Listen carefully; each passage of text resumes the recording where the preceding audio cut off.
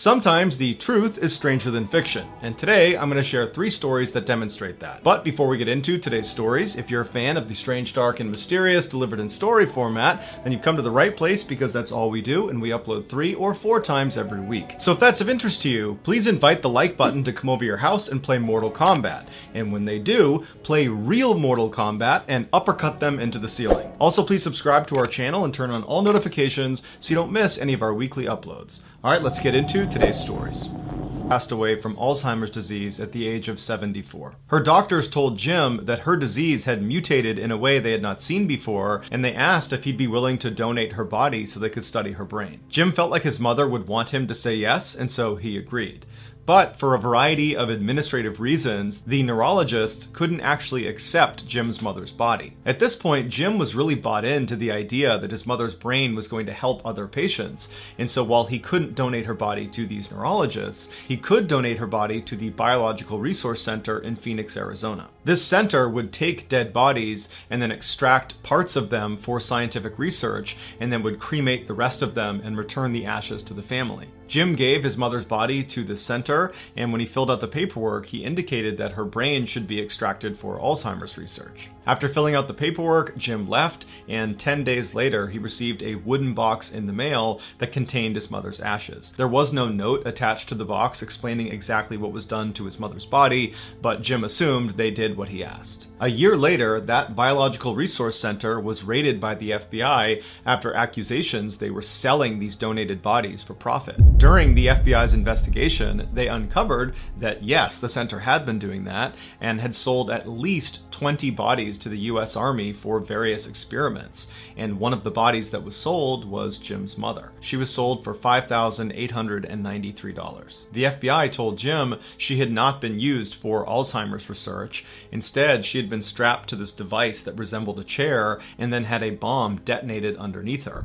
The Army was trying to understand the effects on the human body when a vehicle is hit by an IED. The ashes Jim received in that wooden box he got in the mail were only from his mother's hand. The rest of her body was unrecoverable. Also, during this FBI investigation, they found inside the center there was a man's body on the wall with a female head sewed onto it. It appeared to be a trophy. Jim, along with 19 other families, sued the center, and finally, in 2019, they were awarded $58 million in damages. The center no longer is in operation. In 2004, Mitch was in his final semester at a college in Louisiana when he met another senior, a wonderful young lady named Kayla. From the instant he saw her, he knew he was in love. She played hard to get at first, but after several months, he won her over. After graduation, the pair stayed in Louisiana and moved in together while they got their careers off the ground. 2 years later, the pair got married, and almost immediately, Kayla got pregnant. At the time, Mitch's career was really starting to take off, which allowed Kayla to stay at home and take some time off. By the time their daughter was born, Mitch was making so much money that Kayla decided to just stay home and be a full-time mom. A couple years later, Kayla got pregnant again, and by the time their daughter was 2 years old, they had their son. Mitch adored his children. Every morning before he went to work, he would sneak into their room and he would watch them sleep, and then in the evenings they would have these big family sit-down meals and then play games together until bedtime. Mitch's life was perfect. Shortly after his son's birth, Mitch was lounging on the couch in his TV room when he noticed out of the corner of his eye the red lamp in the corner of the room. It just looked funny. It was almost like the light itself was blurry, but when he looked a little bit closer at it, the entire lamp looked blurry. And so Mitch looked around the room and nothing else was blurry. He rubbed his eyes and looked back over at this lamp and it was still blurry. He turned the TV off and walked over to the lamp, and even though he was right in front of it, the lamp was still blurry. And Mitch didn't have bad eyesight, and so he's thinking, is there something wrong with me? Am I having a stroke? Do I have an aneurysm? Is there some sort of illness here that's making me see this lamp blurry when it's really not? But Mitch told himself he was healthy and that whatever this was, it was an anomaly and nothing to worry about. And so he went back over to the couch, turned the TV back on, and tried to ignore the lamp. But as he was watching TV, out of his peripheral vision, he couldn't help but notice this weird blurry lamp. And so finally, he turned the TV off again, and he turned to look at this lamp. And now, in addition to being blurry, it appeared to be upside down. Now Mitch was genuinely concerned that there was something wrong with him, because again, nothing else in the entire room was blurry or upside down. It was just this lamp. And so a few minutes later, his wife and his kids came home, and Mitch decided he would not tell them about this lamp. He didn't want to alarm them. He figures he will get to the bottom of this blurry lamp, and then he will tell his wife and kids. And so that night, the family has a sit-down meal, and then afterwards they play some games together, and then everybody goes upstairs and goes to sleep. But after everyone had gone to sleep, Mitch was just laying in bed thinking about this lamp. And so finally, he snuck out of his bed and went downstairs to the TV room, and he sat on the couch, and he just stared at this lamp. And for hours and hours, he just fixated himself on this lamp, watching it kind of morph around and turn upside down and get blurrier and blurrier by the second. The next day, Kayla found Mitch lying on the couch, passed out, and she asked him if he was okay. And again, Mitch didn't tell her about this lamp that was still blurry. He just told her that he wasn't feeling well and he was not going to go to work that day. But Mitch didn't go to work for 3 more days. He just sat on the couch and stared at this lamp. And Kayla obviously picked up on this strange behavior and kept poking and prodding to get more information about what was going on, but Mitch never told her the truth about this lamp. He just kept telling her he felt sick. She urged him to go see a doctor, but Mitch told her it would be fine, he'd get better. And then over time, as this lamp continued to morph and get bigger and get stranger and stranger, Mitch suddenly was unable to respond to his wife. He became totally unresponsive. And so obviously his wife became desperate and called the doctor. And as she's on the phone with the doctor trying to get advice about what to do, Mitch realizes the lamp is now growing in leaps and bounds. And before long, the lamp is the entire size of the room, and all he can see is the red color of this lamp. And then Mitch starts to hear these voices, these screams coming from somewhere in the distance. And then he feels this blinding pain in his head. And then he opens his eyes and he looks up and he sees he's laying on the sidewalk next to one of the buildings at his college in Louisiana. And surrounding him is this crowd of people with wide eyes that are staring at him. Mitch had no idea what was going on, and so he naturally just began scanning the crowd, looking for Kayla and his kids to try to figure out, how he got here. But before he could ask any questions and before he could find his wife and kids, a police officer ran through the crowd, picked him up and ran him over to his police car, put him in the back, and then began driving away. And so while Mitch is in the back of this police car, he turns to the officer and he says, "What's going on?" And the officer would tell him he was attacked by a huge college football player. He got hit in the head and he fell backwards and he hit his head again and he fell unconscious. Mitch asked the officer where his wife and kids were, and the cop said he had no idea. And that's when it clicked for Mitch. The lamp wasn't real. Neither was his wife, neither was his daughter, neither was his son, neither was his life. For the past 10 years, it was all a hallucination while he was unconscious after getting attacked. Mitch was brought to the hospital where he would make a full physical recovery, but after being released, he was horribly depressed, and he had to get intense therapy to basically grieve for the loss of his family that never existed. These days, Mitch says he can barely remember what his family even looked like, but periodically in his dreams, he will catch a glimpse of his son in his peripheral vision, and his son is perpetually 5 years old, and he's trying to talk to his father, but Mitch can never understand what he says. In 2007, Brett Ryan was a charming 26-year-old man living in Toronto, Canada. He was known as an extremely friendly guy who was always smiling ear to ear with his trademark grin. In his spare time, he could be found at children's hospitals reading to sick kids, or at the community center volunteering as an umpire for Little League baseball games. But behind his seemingly perfect exterior, behind the scenes, Brett was struggling. He had to move back in with his parents after dropping out of college and racking up over $60,000 of debt. While his friends graduated college and went on to begin their careers in medicine and finance and education, Brett was only able to get a job as a part-time house painter. Brett felt like he had a lot of potential that he was squandering, but he felt like the debt that he had racked up was really his roadblock between him and the life he was supposed to have. And so instead of working hard and making some money to pay down his debt, he decided to come up with an absurd get-rich-quick scheme that actually kind of worked. On October 20th of that year, Brett walked into a bank near his home, and he had hospital bandages wrapped around his head and his face, and his left arm was in a sling. And he walked up to one of the tellers and he handed her a note that just said, "I have a gun underneath this sling, give me $2,000. And the teller very quickly complied, and she gave him a little over $1,000. That was all the money she had. And Brett took the money, turned around, and calmly walked out of the bank. And he got in his car and he got home, and he was totally exhilarated, and he's half expecting the police to just show up at his front door, but they never did. He was never caught. And after that, he was hooked. For the next 8 months, Brett robbed a dozen other banks in the area, stealing almost $30,000. He became so confident in his ability to steal without getting caught that he began dressing up in these ridiculous outfits that included this huge, obviously fake beard. And in fact, the media dubbed him the fake bearded bandit. The reason Brett wasn't getting caught is because the police would get his fingerprints at the crime scene, but because he did not have a criminal record, his prints were not in the database. And so the police basically just had to set up and hope to catch this guy in the act. And in the summer of 2008, they finally would catch the fake bearded bandit. At Brett's trial, dozens of his friends wrote letters of support to the judge saying that Brett was actually a great guy, that this was a product of desperation and a total break from his normal character. And some of the organizations that he volunteered with did the same thing, writing letters to the judge saying what a meaningful contributor Brett was to the community. When Brett spoke at his trial, he was incredibly remorseful and said he had allowed his debt to get totally out of control and that admittedly he had not handled it well. And so the judge took all of this into account, all the letters of support and Brett's overall appearance in court, and he decided that this was indeed a break from character and that Brett was actually a very promising young man and that he did not deserve the harshest penalty.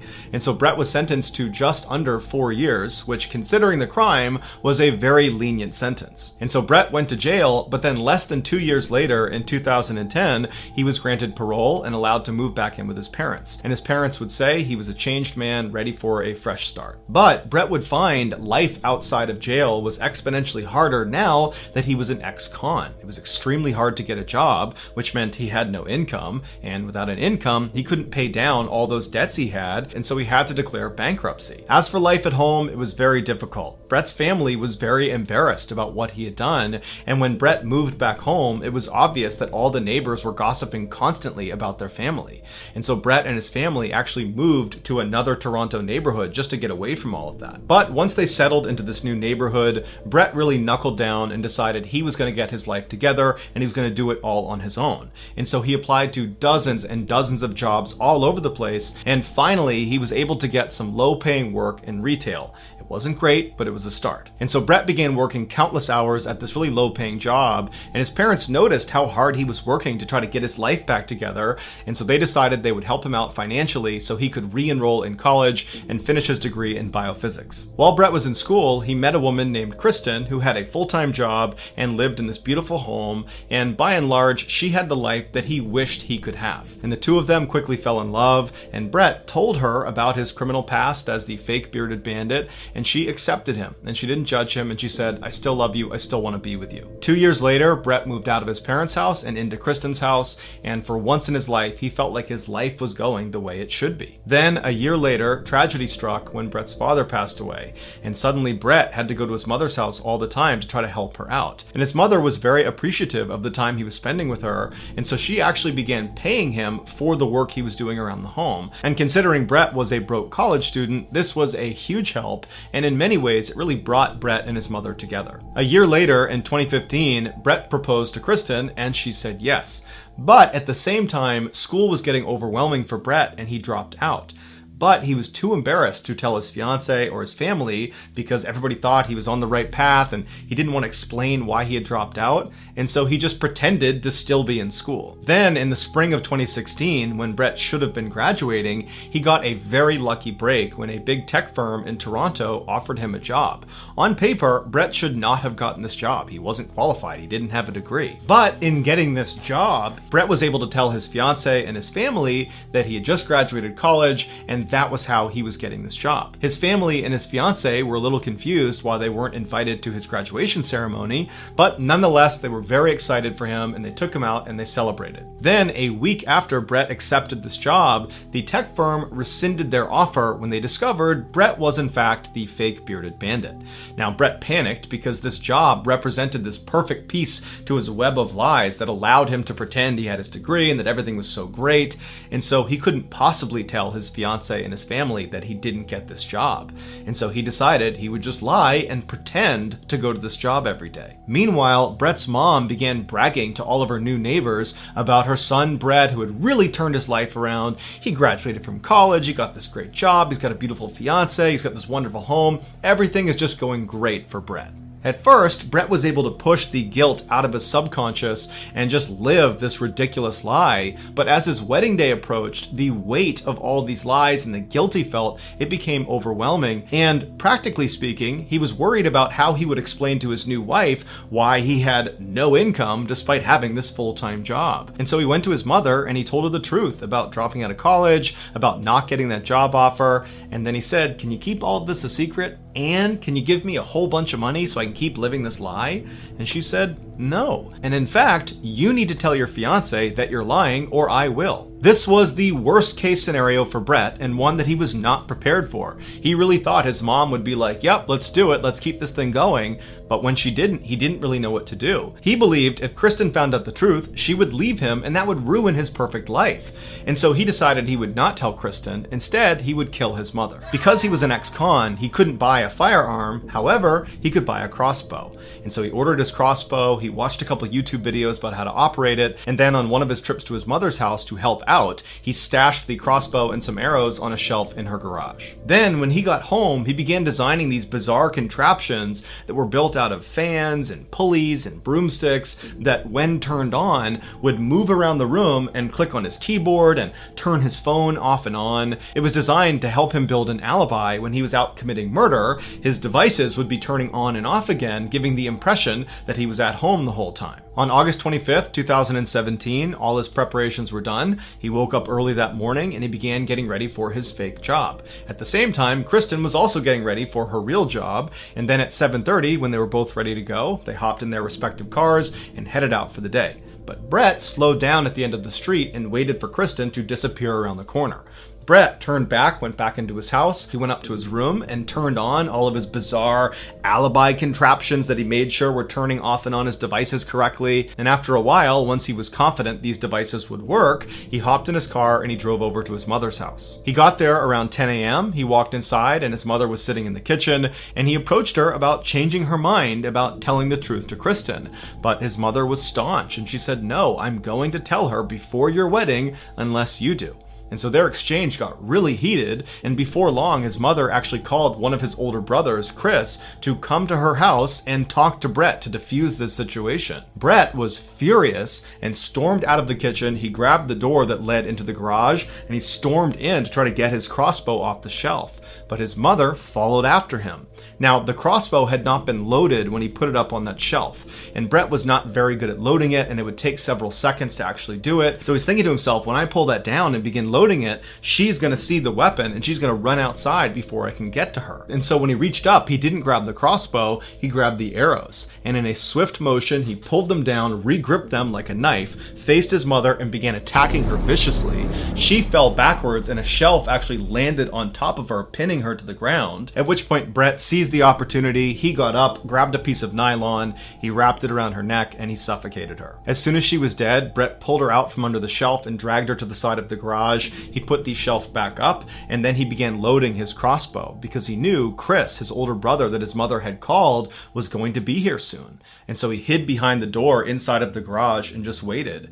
And at some point he heard Chris's car pull into the driveway. Chris walked into the house, he yelled for his mom, he yelled for Brett, but he didn't get a response. And eventually Chris made his way to the open door leading into the garage. He stepped inside, and as soon as he did, Brett silently got up behind him and he fired one shot directly into the back of his neck, killing him instantly. Brett took Chris's body and piled it on top of his mother's, and as he was putting a tarp over top of them, he heard another car pulling into the driveway. It was his younger brother, AJ. Now, at this point, Brett knows he is in too deep and he has to finish the job. And so he doesn't have time to load his crossbow. And so again, he just grabs one of the arrows and he walks outside and he sees AJ getting out of his car and he runs up to him and he jabs the arrow into his brother's neck. And so they're fighting in the driveway. Meanwhile, Brett's other brother, Lee, who's actually in the house sleeping, he wakes up to the sound of this commotion outside in the driveway. He looks out the window and he sees his brothers fighting. And so he runs downstairs and he comes outside. And at this point, AJ is laying on the ground and he's basically motionless. And Brett is standing over him. And Brett turns and he sees Lee in the doorway and he runs off after him.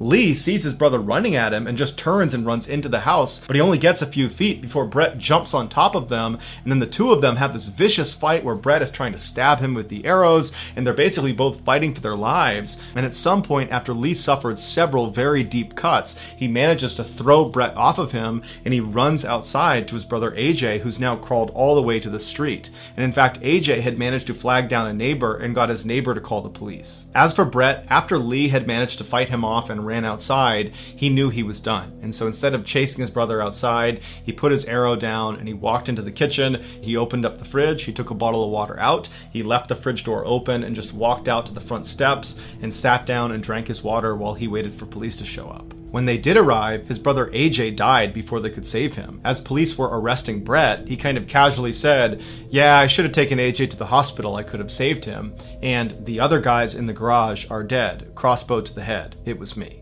In court, Brett was extremely remorseful and pled guilty to all of his charges. The judge told Brett that he was appreciative of the fact that he was taking full ownership of his heinous crimes, and that in many ways he was a victim too, a victim of this huge web of lies that Brett just couldn't get out from under. But nonetheless, Brett was given 3 consecutive life terms, one for each of the murders he committed. The only surviving family member, Lee, the brother who was attacked last and managed to run outside and escape Brett, he said that his life was shattered that day and that he can barely go outside because of his extreme post-traumatic stress. So that's going to do it, guys. If you found the secret in today's episode, let us know in the comments what it is and where you found it, so give us the timestamp. And if you're the first to do that, we will pin you at the top of the comment section. If you enjoyed today's video and you haven't done this already, please invite the like button to come over and play Mortal Kombat with you. And when they show up, play real Mortal Kombat with them and uppercut them into the ceiling. Also, please subscribe to our channel and turn on all notifications so you don't miss any of our weekly 3 or 4 video uploads. If you want to get in touch with me, you can direct message me on Instagram or on Twitter. My username for both platforms is the same. It's JohnBallin416. I also have a ton of content over on TikTok where my username is Mr. Ballin. I also have a second YouTube channel called Mr. Ballin Shorts where I post random short videos and lost episodes. If you have a story suggestion, please submit it to our subreddit just called Mr. Ballin. It's linked in the description below. So whether I see you on Instagram, Twitter, TikTok, Reddit, YouTube, or some combination, just know that I really appreciate your support, and until next time, that's going to do it. See ya.